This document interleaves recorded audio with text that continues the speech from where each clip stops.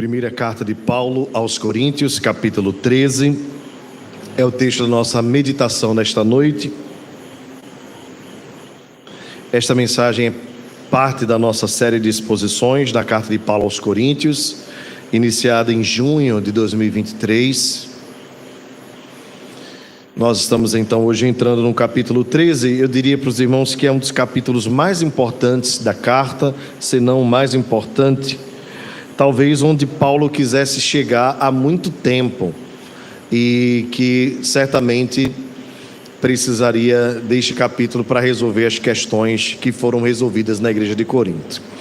Eu queria apenas, antes de nós fazermos a leitura, lembrar aos irmãos que quando o apóstolo Paulo escreve esta carta, ele tem um coração extremamente pastoral. A igreja de Corinto era uma igreja muito difícil, estava situada numa região muito difícil, muito complicada, muita imoralidade, muito paganismo, entre outras coisas. E Paulo se dedicou quase 3 anos, entre 1 ano e meio e 3 anos, à igreja de Corinto. E o tempo que passou lá, Paulo deixou uma igreja muito sólida, bem plantada, uma igreja estabelecida, mas havia muita força contrária que batalhava contra o progresso da fé daqueles irmãos. Entre eles, irmãos que estavam se dividindo, irmãos que estavam colocando outros na justiça. Havia também pessoas que questionavam o apostolado de Paulo. Então, a igreja sofreu. Talvez, quando nós lemos a carta aos Coríntios, nós estamos lidando com a igreja mais complicada do Novo Testamento. E Paulo precisou, então, ser muito cuidadoso com a igreja, para poder fazer o procedimento sem ser invasivo. Deixa eu tentar explicar para os irmãos. Paulo precisou ser muito correto teologicamente, Paulo precisou ser muito ortodoxo na sua teologia, porém sem perder o caráter pastoral. Sabe aquela história de você precisar dizer uma verdade muito dura, mas ter que dizer em amor? E às vezes você vai dizendo em doses pequenas, para que a pessoa comece a assimilar, a admitir. Paulo então foi assim com a igreja de Corinto. Então em alguns momentos nós vemos coisas que o apóstolo Paulo poderia ter sido muito direto, mas Paulo vai ilustrando, Paulo vai explicando cuidadosamente, porque este é o trabalho do pastor.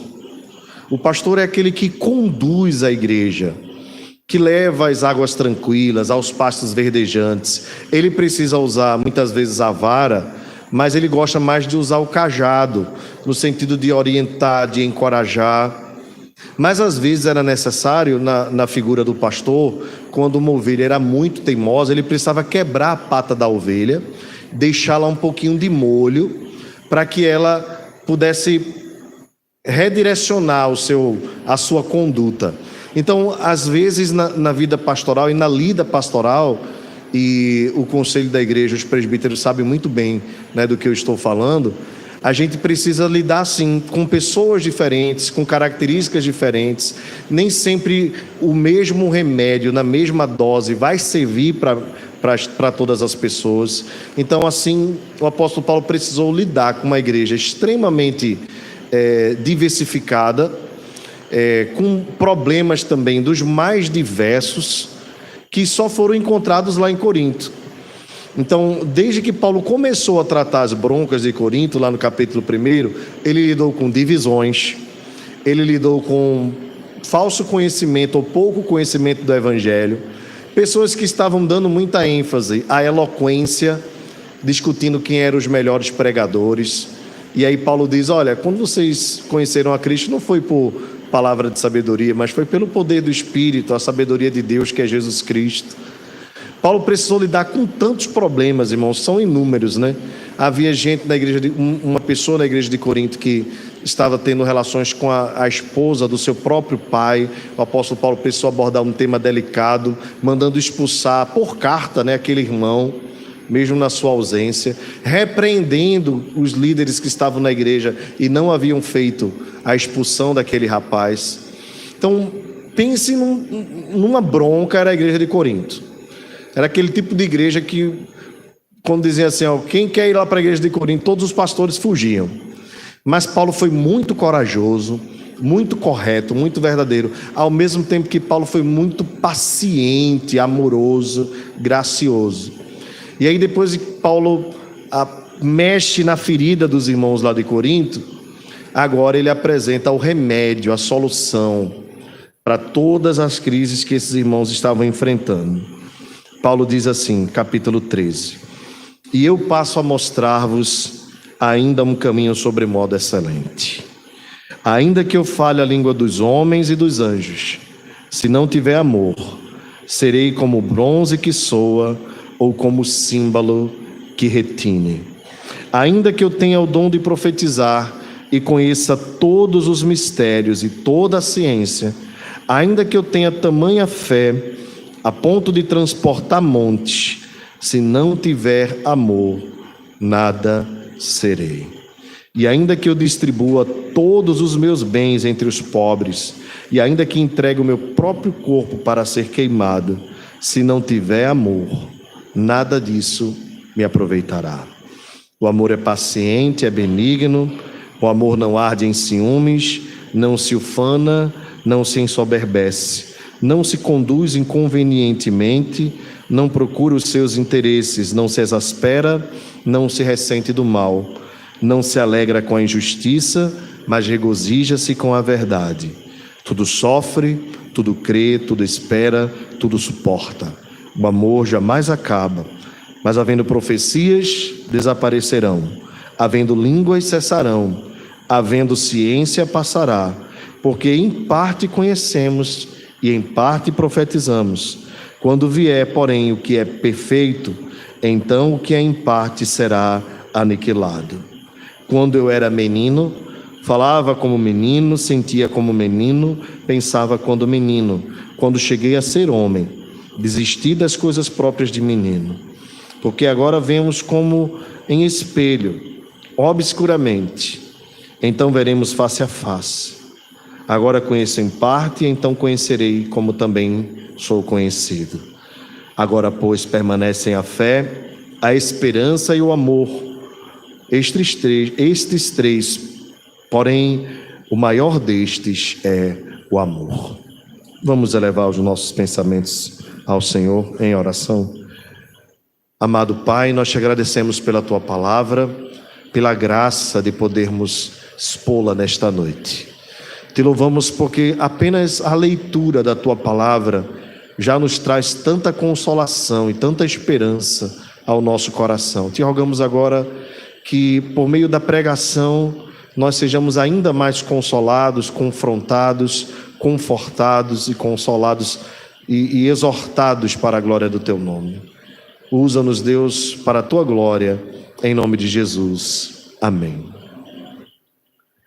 Meus amados irmãos, é consenso entre os comentaristas, inclusive João Calvino, de que a divisão aqui feita do capítulo 12 para o capítulo 13 não foi bem feita. Isso porque, mais uma vez, lembra aos irmãos, a Bíblia no seu original, no grego, Novo Testamento, não tem divisões de capítulos e versículos, muito menos títulos. Então, essa compreensão que divide capítulos, versículos, que coloca títulos, são sugestões das sociedades bíblicas, né?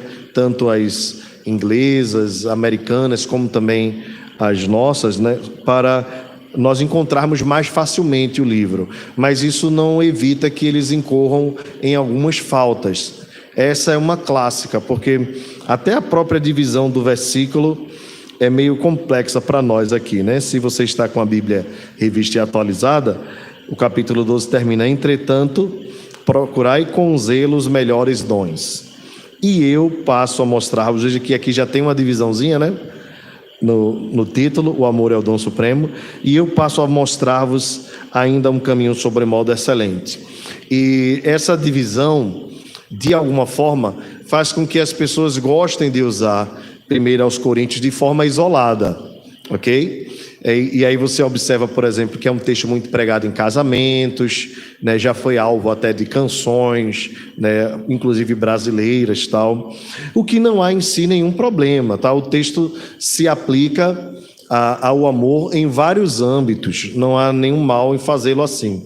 Mas, como geralmente, quando se faz uma pregação num texto isolado, se corre o risco de não compreender corretamente, profundamente o contexto, então esse texto aqui é um dos mais clássicos, porque tudo que Paulo está aplicando aqui tem a ver com a vida cristã comunitária. O foco de Paulo aqui não é casamento, embora esses princípios sejam aplicáveis, não é relação interpessoal qualquer, embora esses princípios sejam aplicados e possam ser aplicados. O foco aqui era que o amor era a solução para as tensões que a igreja de Corinto vivia com muita intensidade na sua vida comunitária. Então, o objetivo do apóstolo Paulo aqui é apresentar o amor não como um dom, embora as nossas traduções sugiram esse título, né, como o amor como um dom supremo. Na verdade, o amor é um fruto do Espírito, pelo qual nós exercemos os dons para a edificação do corpo de Cristo. A verdade é que o amor é um mandamento que está resumindo a segunda parte da lei de Deus, a segunda tábua, que contém os 6 últimos mandamentos. Portanto, agora que o apóstolo Paulo está apresentando para os irmãos de Corinto, não é nada novo, é o evangelho sendo praticado, a lei de Deus sendo praticada nos seus 6 últimos mandamentos na vida comunitária.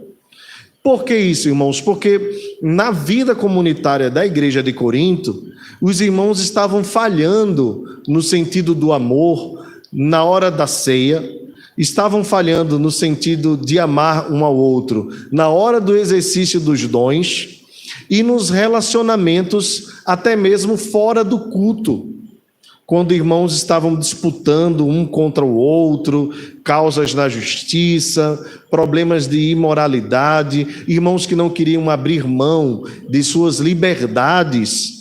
Lembram que Paulo diz: todas as coisas me são lícitas, mas nem todas convêm? Irmãos que diziam assim: não, se eu sou livre para comer e para beber, ainda que eu escandalize o meu irmão, isso é um problema dele, não tem nada a ver comigo. E isso estava causando, na verdade, aperfeiçoando ainda mais o que Satanás queria colocar no meio dos irmãos, que eram as divisões. Além dos 4 grupos que haviam na igreja de Corinto, havia irmãos que brigavam até fora dos 4 grupos, um contra o outro. Havia problema de divisão até mesmo entre os mais ricos e os mais pobres. Então Paulo chega a ficar assim, muito chateado com a igreja de Corinto, porque não foi isso que eles ouviram do Senhor, não foi isso que eles aprenderam do Senhor. Então ele vai apresentando os problemas um a um, até depois que chega nessa questão dos dons, ele poder apresentar então o amor como a base, o meio, né, para a utilização dos dons na igreja do Senhor, mas não apenas dos dons, de tudo aquilo que tinha a ver com a vida comunitária. Irmãos, no capítulo anterior, o apóstolo Paulo, falando a respeito dos dons, ele cita a igreja como um corpo e apresenta a importância de cada membro deste corpo para o funcionamento dele.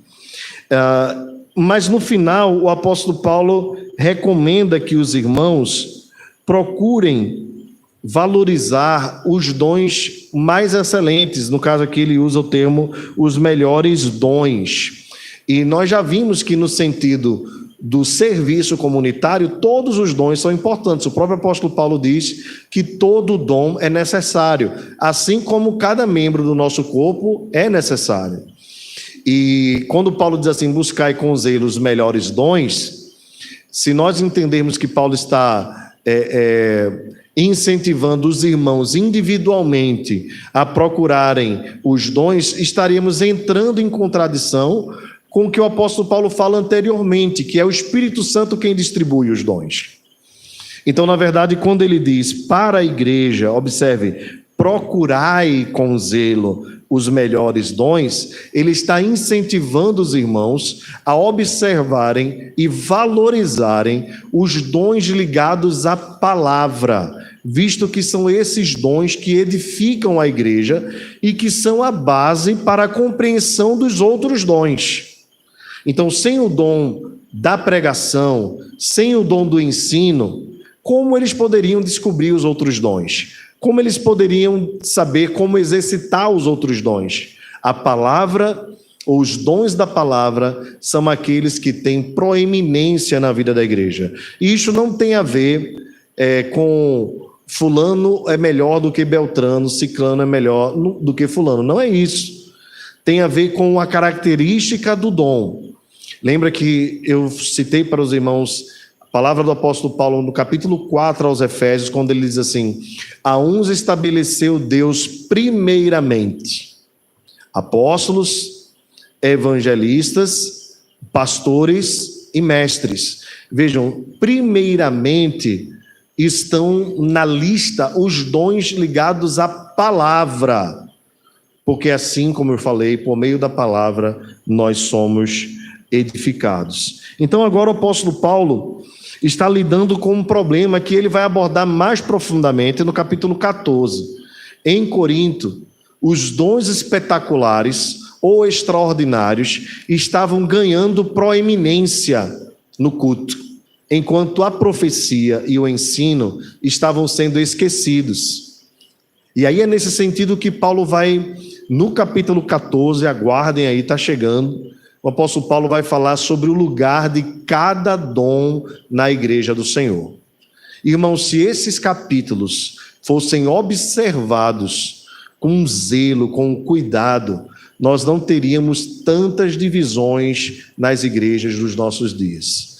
Porque ainda encontramos no século 21, no Brasil, igrejas que valorizam aquilo que é mais espetacular do que os dons ligados à palavra. É uma coisa absurda, incrivelmente absurda. As pessoas estão atrás de movimentos, de novidades, de coisas espetaculares. E quando é a pregação da palavra, dá sono, enfada, dá canseira, né? E as pessoas acham que o que edifica é aquilo que emociona. E por conta disso nós temos visto, infelizmente, igrejas às vezes cheias, né? Mas de pessoas que não têm nutrição espiritual, não têm saúde espiritual, porque o que alimenta de fato é a palavra. E nem sempre nos emociona. Nem sempre uma boa pregação é aquela que a gente sai emocionado, chorando. Boa pregação é a pregação que nos deixa quebrantados, encorajados a viver uma vida mais santa. Mas na igreja de Corinto eles estavam atrás de movimento, de novidade. E vejam, irmãos, 2000 anos depois nós ainda encontramos esses tipos de igrejas, esses tipos de cristãos que estão atrás de movimento, de novidade, de coisas extraordinárias, enfim. Então Paulo agora, no meio dessa disputa toda de quem é necessário, de quem não é necessário, de quem importa, quem não importa, Paulo diz: procurem com zelo os melhores dons. O termo aqui no original, eu falei anteriormente, é mega, né? Os dons maiores, no sentido da sua importância. E eu passo a mostrar-vos um caminho sobremodo excelente. Entendam então a mentalidade de Paulo. Paulo diz assim: procurem valorizar os dons que são mais importantes. E ainda assim, eu vou mostrar a vocês um caminho. O amor é o caminho. O amor não é um dom, é um caminho. O que é um caminho? É por onde se trilha para alcançar o objetivo. Então, o amor é o caminho que conduz a igreja no exercício dos dons a fazer a coisa da maneira correta, para a glória de Deus e principalmente para aproveitamento, ou seja, para a edificação da igreja. Que caminho é esse? É o amor. Então Paulo diz assim, a respeito disso: ainda que eu fale a língua dos homens e dos anjos, se não tiver amor, serei como bronze que soa ou como símbolo que retine. Vejam, irmãos, Paulo em momento algum está afirmando que alguém é capaz de falar todas as línguas dos homens. Quando Paulo usa o ainda que, é um tipo de expressão que traz a ideia hiperbólica, do exagero, mas ninguém é capaz de falar todas as línguas dos homens. Alguém é capaz de falar 4, 5, 10, 20 línguas, mas todas as línguas dos homens, quem é capaz de falar? Ninguém. E dos anjos, você vai perceber que esse é o único texto onde Paulo fala sobre língua dos anjos. Mas sobre língua dos anjos se faz uma teologia completa. Então, quando alguém fala uma língua estranha, eu estou falando a língua dos anjos. Mas não observa o contexto. É ainda que. Ainda que. Paulo não diz que fala. Ainda que eu falasse. Mas ainda tem um detalhe. Qual a língua dos anjos, meus irmãos? Quando o anjo desceu para falar com Abraão, ele falou na língua de quem? Quando o anjo desceu e falou com Jacó, ele falou na linguagem de quem? De Jacó. Quando o anjo desceu e falou com Maria, ele falou na linguagem de quem? De Maria. Os anjos, quando se apresentam como mensageiros de Deus, eles objetivam transmitir a mensagem e não complicar a mensagem. Os irmãos conseguem compreender? E isso a gente vai trabalhar mais no capítulo 14, viu? O tão aguardado capítulo 14. Mas observe comigo que Deus, sendo transcendente, sendo altíssimo, glorioso, todo-poderoso, Ele é para nós, na nossa limitação, incompreensível. Nós não conseguimos compreender a mente de Deus. O apóstolo Paulo diz: quem conheceu a mente do Senhor? Quem foi o seu conselheiro? Então, qual é todo o trabalho de Deus, sendo Ele glorioso, é se tornando imanente, ou seja, presente no nosso dia a dia, revelar-se a nós. Então, o trabalho de Deus nunca foi complicar a comunicação dele conosco, sempre foi descomplicar, porque nós já temos limitações para entender o que ele quer nos revelar. Então, como é que Deus fez no passado? Havendo Deus outrora, no passado, falado aos profetas de muitas maneiras, através de sonhos, de visões, de revelações, nos últimos dias nos falou pelo Filho, diz Hebreus capítulo 1, versos de 1 a 3. Então, Jesus Cristo é o verbo de Deus, a palavra de Deus. Então veja que a coisa com o tempo vai descomplicando, até o véu ir saindo dos nossos olhos, para nós conseguirmos enxergar. Então todo o trabalhar de Deus na história foi falar ao homem com o objetivo de que ele entendesse. E aí vem um movimento que diz: não, eu estou falando uma língua e você não entende porque eu estou falando a língua dos anjos. Ora, qual sentido, qual o objetivo de um Deus que fez todo um trabalho histórico de se revelar a nós, agora querer falar numa língua que a gente não entende? E as pessoas dizem: é a língua dos anjos. Bem, todos os textos bíblicos, procure anjo, faça uma pesquisa no seu aplicativo de Bíblia aí, procure anjo e veja os anjos falando. Veja se em algum momento O anjo falou alguma coisa e usou um tradutor. Veja se em algum momento o anjo falou alguma coisa e o ouvinte disse assim: não estou entendendo porque você está falando numa língua estranha. Nunca. Nunca. Então, quando Paulo diz assim: ainda que eu fale a língua dos homens e dos anjos, Paulo está dizendo o seguinte: irmãos de Corinto, não importa se você sabe falar a língua de homem, se você sabe falar a língua de anjo, se você, ainda que eu soubesse falar todas as línguas, esse era um dos problemas da igreja de Corinto, as muitas línguas que haviam lá e a ênfase nas línguas. Paulo diz: falta amor, e sem amor é como o bronze que soa ou como o símbolo que retine. Você apenas sente, mas você não consegue compreender. Não tem sentimento. Os irmãos entendem então o que Paulo está querendo dizer aqui? Paulo está dizendo: a ênfase é o amor. E vocês estão se gloriando, dizendo que falam língua de homens, dizendo que falam língua de anjos. Ainda que eu falasse não apenas as línguas dos homens, mas a língua dos anjos, porque qual a linguagem que os anjos usam entre si? Nós não sabemos, nem Paulo sabia. Se ainda assim não tivesse amor, seria como bronze que soa ou como símbolo que retine. Mas havia também problemas com as profecias. Paulo diz: ainda que eu tenha o dom de profetizar e conheça todos os mistérios e toda a ciência, talvez aqui esteja envolvido, além do dom da profecia, o dom de discernimento, o dom da ciência.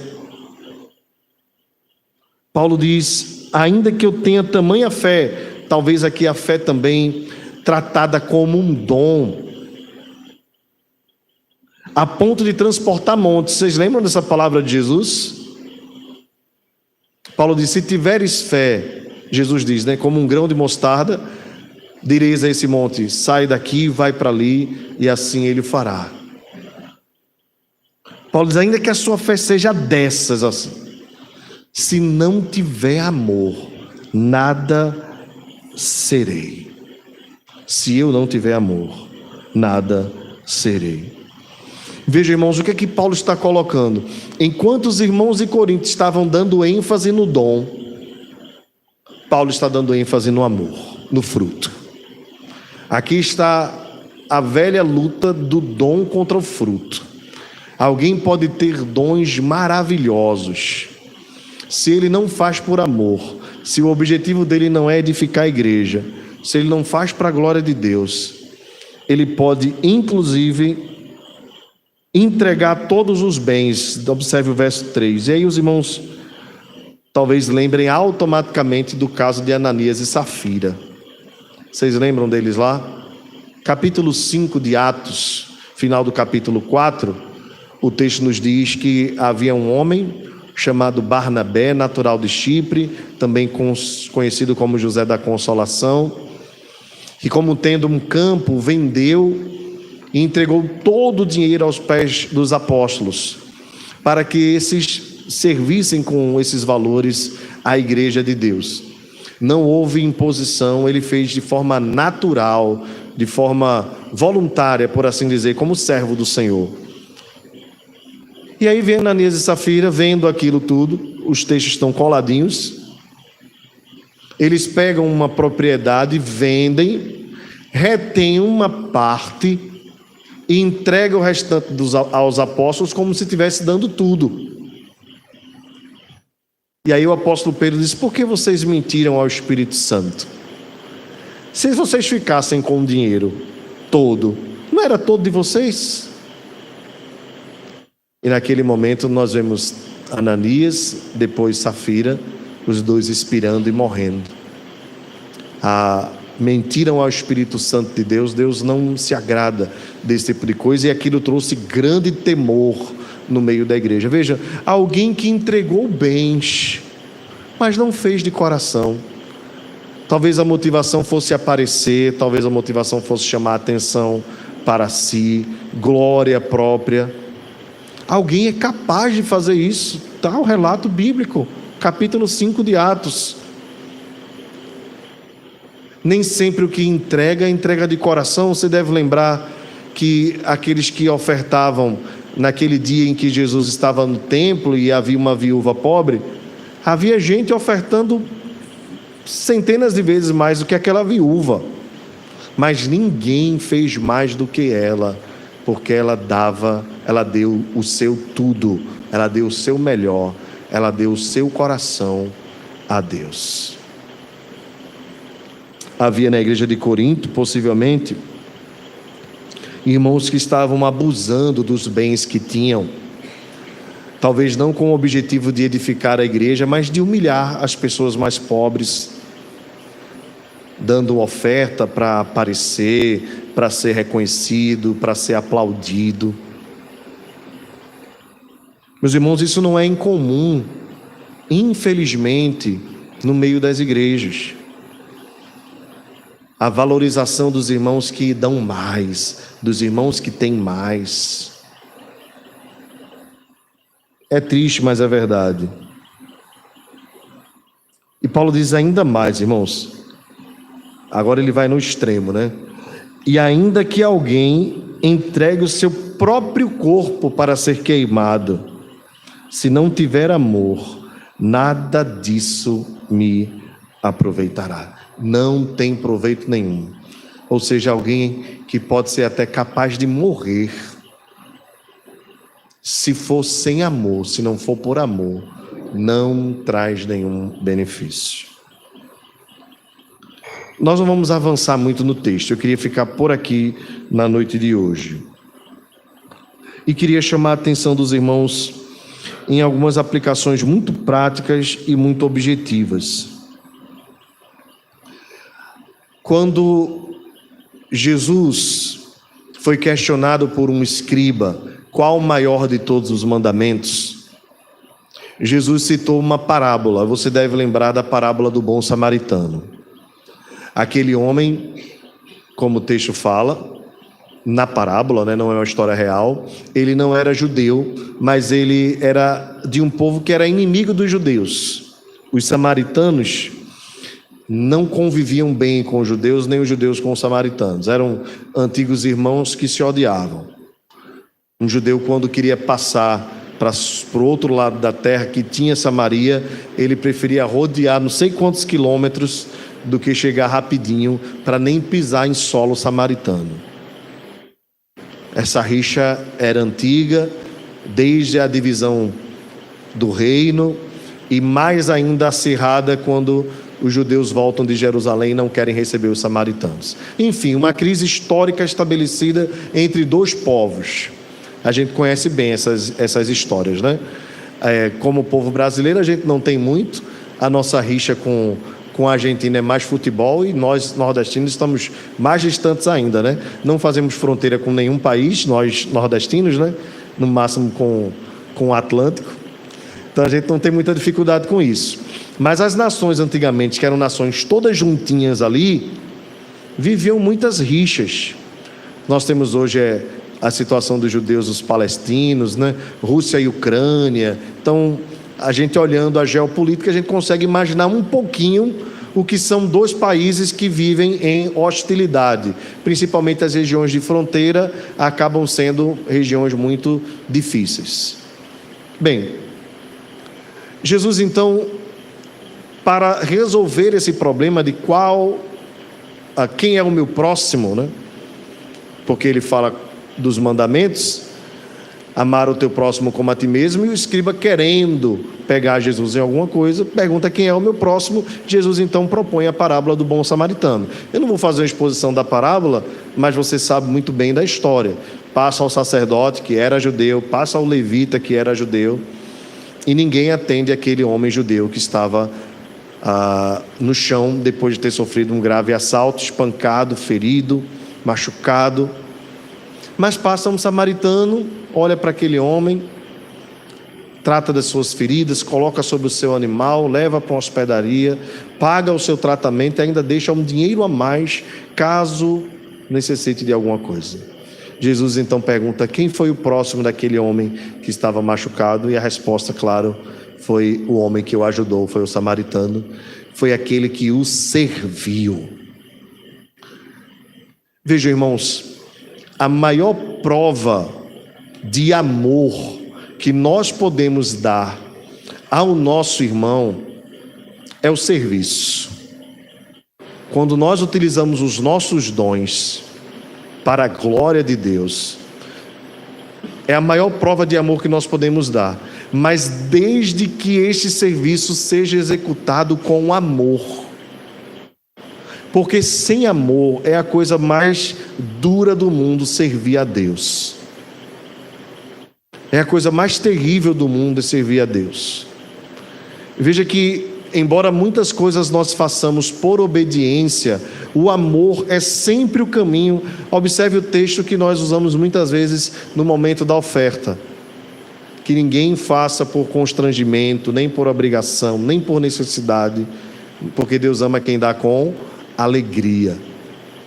Veja, irmãos, Deus está mais interessado na motivação do nosso coração do que na excelência do nosso serviço. Porque serviço excelente muitas pessoas podem fazer, mas só um cristão verdadeiro pode fazer um serviço excelente com a motivação excelente. A motivação, o propósito, o anseio do nosso coração é mais importante até do que a qualidade do nosso serviço. Você pode não ser o melhor músico, você pode não ser o melhor cantor, você pode não ser o melhor isso ou aquilo, mas quando você faz de coração para Deus, aquele serviço é recebido por Ele como uma oferta agradável às suas narinas, assim como os sacrifícios no Antigo Testamento, quando eram feitos, exalavam um cheiro agradável. Guarde no seu coração essa palavra. Tudo que nós façamos na igreja de Deus, façamos com amor, com inteireza de coração. Se Deus lhe deu o privilégio de coordenar um grupo pequeno, faça de coração para a glória de Deus. Se Deus lhe deu o privilégio de ser um intercessor, ore de todo o coração com amor para a glória de Deus. Se você é um presbítero, cuide das ovelhas de Deus com todo amor no seu coração. Se você é um diácono, sirva com todo amor no seu coração. O amor nos motiva, e para o amor não há barreiras. As barreiras nós encontramos quando nós lidamos com as coisas de forma meramente profissional, ou como quem cumpre a obrigação. Alguém uma vez perguntou: pastor, por que a igreja não contrata músicos profissionais? A igreja não é uma orquestra. Nós não somos simplesmente músicos. Nós somos chamados para adorar a Deus. E adorar a Deus, embora se exija excelência e nós busquemos cada vez mais a excelência, o que nos importa mais é o coração do adorador. Há pessoas que não são tão afinadas, há pessoas que não são tão ritmadas, mas há pessoas que adoram a Deus de todo o coração, que fica perceptível a profundidade, o zelo, a devoção a Deus. E é isso que Deus espera. Quando nós chegarmos no céu, Deus não vai estar preocupado em nos aprovar como naquele reality que vira cadeira ou não vira cadeira. A Bíblia diz que Deus procura adoradores que o adorem em espírito e em verdade. E eu estou citando apenas um exemplo na parte da música, mas isso serve para o exercício de todos os dons da igreja de Deus. E quando nós amamos, o nosso serviço alcança a total excelência, para a glória de Deus, para a edificação do corpo. Eu louvo a Deus porque Ele levanta e tem levantado no meio do seu povo gente que ama o que faz, que não apenas procura fazer com zelo, mas com amor no seu coração. E isso, irmãos, é motivador para mim também, é motivador também para a liderança da igreja. E isso faz com que a gente se sinta cada vez mais desejoso de servir ainda mais. E esse ciclo de serviço na edificação um do outro faz com que a igreja cresça, faz com que a igreja fique firme, faz com que a igreja se levante para a glória de Deus. Façamos tudo com amor, desde as coisas mais simples às mais complexas, pois sem amor nada tem proveito. Vamos ficar de pé. Baixa a sua fronte. Eu queria que você examinasse o seu coração, se as coisas que você tem feito para Deus têm sido com o amor que Ele deseja que nós tenhamos. Se você é diácono, se você é presbítero, se você é um servo em algum ministério, ou mesmo que você não esteja envolvido em algum ministério, mas você tem se sentido motivado por Deus a servir, avalie o seu próprio coração. Mesmo uma ajuda, uma cesta básica, um alimento, não pode ser apenas a entrega de um alimento, de uma cesta básica. Um socorro não pode ser só um socorro. Na igreja de Deus precisa ser uma entrega, um socorro, uma ajuda com amor. É isso que nos move. É o cumprimento da lei. É a essência do Evangelho, de um Deus que nos amou e que nos serviu com amor, dando a sua própria vida em resgate de muitos. Pai querido, nesse instante em que a Tua palavra nos constrange diante do grande amor do Teu Filho Jesus, que certamente serviu de modelo para o apóstolo Paulo,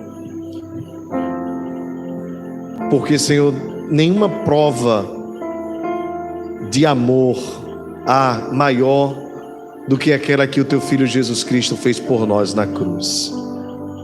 Não há prova maior de amor do que aquela que te fez enviar Jesus ao mundo, o Teu Filho unigênito, em quem estava todo o Teu prazer. Não há prova maior de amor do que o Espírito Santo nos revelar a respeito de Jesus. Não há, Senhor. E agora, Deus, nós estamos diante uns dos outros. E nós precisamos, Deus, ser motivados pelo verdadeiro amor, pelo verdadeiro sentido do serviço. Te pedimos agora, aumenta o nosso amor, Senhor, uns pelos outros. Aumenta o nosso amor. Faz com que diante deste amor nós possamos reconhecer o quanto precisamos amar mais.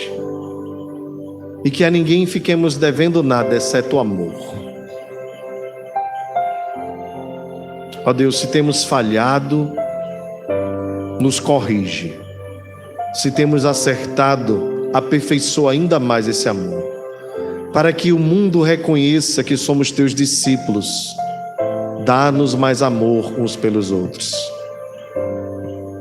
Ó Deus, quando nos bater a impaciência, a intolerância, ó Deus, quando porventura o nosso coração não se alegrar com a alegria do nosso irmão, quando o nosso coração não se entristecer com a tristeza do nosso irmão, nos corrige, Pai, nos corrige. Assim como a mão não pode ficar feliz quando o pé está doente, somos membros do mesmo corpo, Senhor, e quando um sofre, todos sofrem juntos.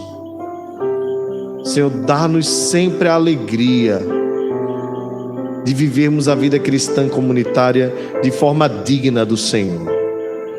O amor não vive de forma soberba, não se ufana, não se orgulha. Pelo contrário, nós temos aprendido por Tua palavra, Deus, que nós não fomos chamados para pensar nos nossos próprios interesses, e sim do outro. Nós fomos chamados para sermos suporte para que o nosso irmão cresça, e não empecilho para que ele venha a amadurecer. Ó Senhor, nos corrige. Quando nós formos confrontados com isso, que nós possamos lamentar a nossa malignidade, a nossa indiferença.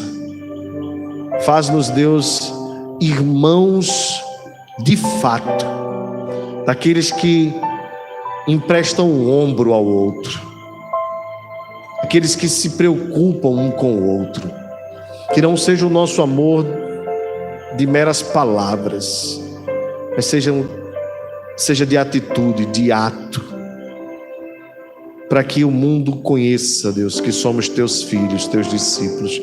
Essa é a marca da igreja.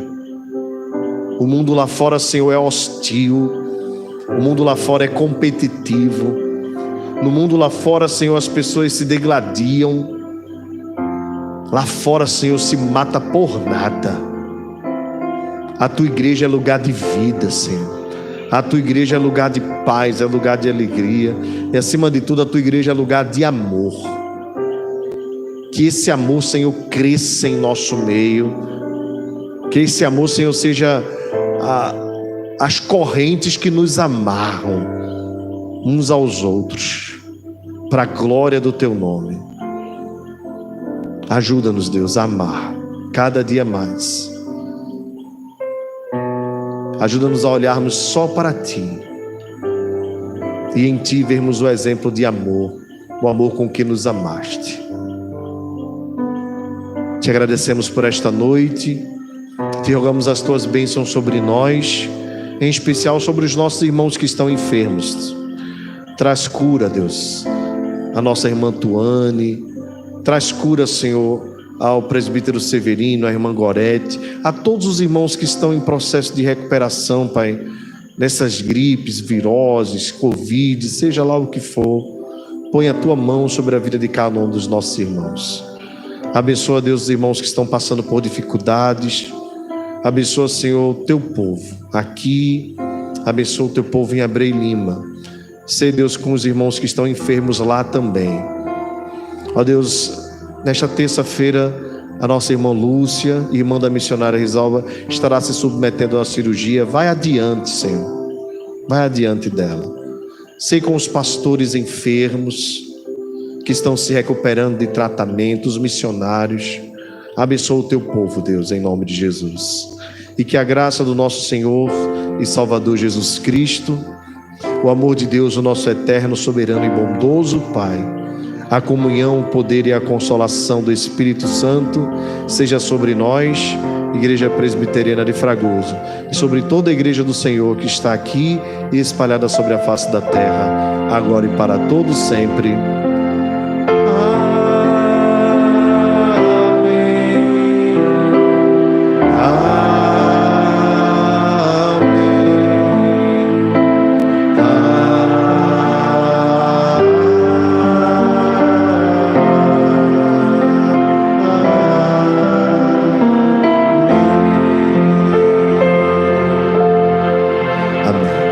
Sentar, irmãos.